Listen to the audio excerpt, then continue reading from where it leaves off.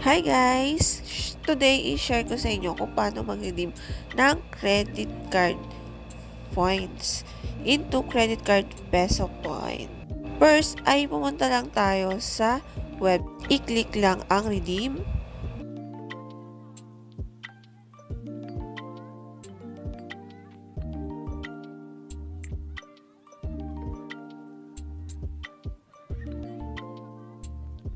At hanapin lang ang use credit card peso point at i-click lang ang redeem now.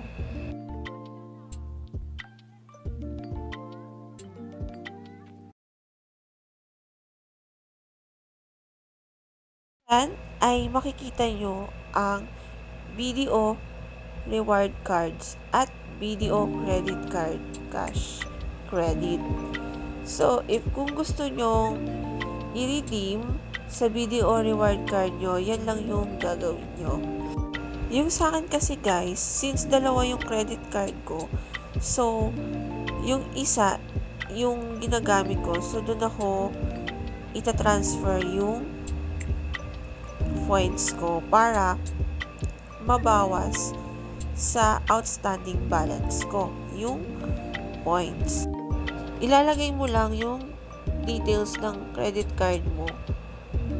Tapos, yung points na ita-transfer mo.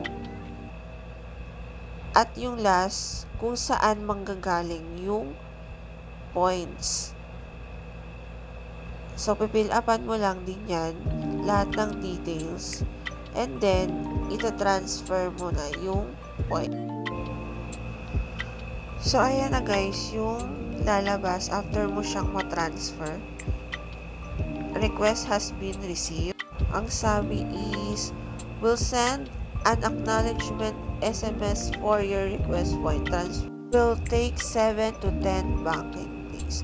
So, yung sa akin kasi, after 2 days is, nag-text na sila na na-transfer na or successfully na na-transfer yung point ko sa isa kong credit card. I hope nakatulong sa inyo to guys, and thank you for watching. Bye!